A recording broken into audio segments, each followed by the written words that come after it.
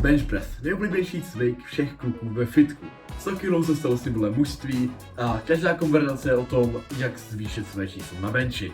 Tahle touha po zvedání co nejvíc na bench neminula ani mě.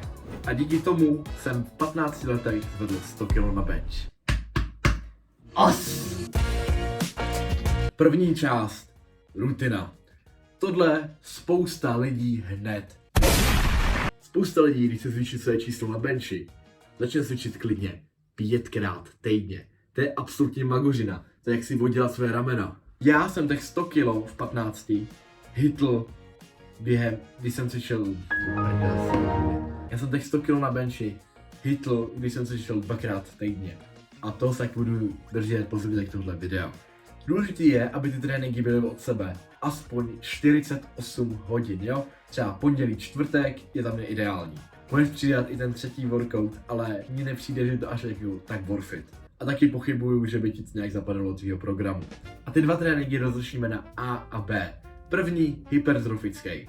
Soustředíme se víc na budování svalů a kontroly toho pohybu, jo? Takže to bude pomalý a kontrolovaný. Čau, pokud ti moje rady přijou užitečný a děláš kvůli něm akčně nějaký progres, v popisku je moje e-book, která tě učí, jak si vybudovat své vysněné tělo. Ta excentrická fáze samozřejmě pomalu, ale hned přicházíš do toho tlačení, jo? Má to být rychlý, ale pořád kontrolovaný. 8 až 10 opakování po 4 série.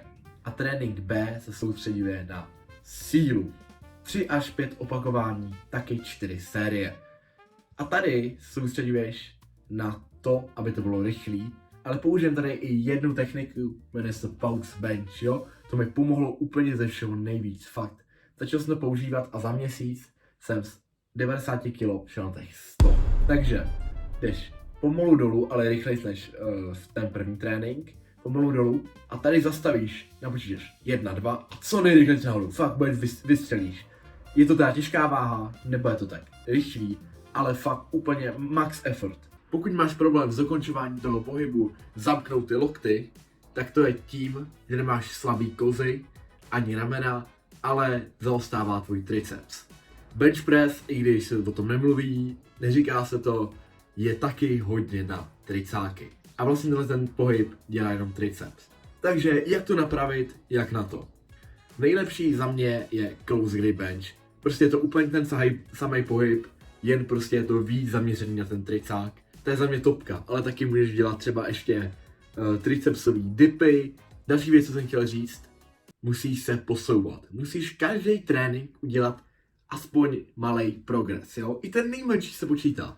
To znamená, přidat si na jednu stranu klidně půl kila. Vím, že to vypadá divně, si k těm 70 kg nebo kolik zvedáš, prostě přidat ten malej plate prostě s půl kilou ty vole. Ale to je ten progres. Nebo další forma. Udělat o to jedno opakování víc. Fakt do úplného selhání. Vím, někdy to prostě nepůjde. Budeš tlačit a nepůjde to. To je úplně v pohodě. Tvoje tělo se na to adaptuje a třeba za ten týden to zvedneš. O jedno opakování nebo o nějakou tu váhu vejš. Prostě musíš dělat pořád progres. Je fakt důležitá, stálo mi to zranění ramene na 6 měsíců. Jdeš si na bench a dáš hrudník dopředu a tlačíš záda jakoby dozadu. Ramena nejsou nahoře a jsou taky dole, jo? Než vezmeš tu osu, jo? Než vezmeš tu osu, pořád takhle držíš, jo? Jsi dole. Nadechneš se, zatneš břicho, vydechneš a zase se nadechneš, vezmeš jí a dolů nádech a nahoru. Si připadám jak autista, tady když to ukazuju. Ta osa by měla udělat takový oblouk, vidíš to na videu. Měl by ti začínat nad ramenama a končit by se ti měla dotknout tvýho spodního hrudníku. Asi těžko se ti bude zvyšovat bench, když budeš jíst málo. Musíš jíst hodně. Uděláme to simple as fuck, jo? Jes hodně a relativně zdravě. Já si počítám kalorie, ale jako není to životně důležitý, jo? Budeš se ti zvětšovat bench, i když si je počítat nebudeš, když se budeš tohle držet. Jes hodně, relativně zdravě. Před tréninkem sacharidy, ovesné vločky, lívance, nevím co ještě. Prostě sacharidy, jak tam jsou, třeba těstoviny mě ještě napadly. A po tréninku úplně to samý. Taky hodně sacharidů, málo tuků, jo, žádnej sejra, žádnej olej, žádný zbytečný olej a tak. a během dne je prostě hodně bílkovin.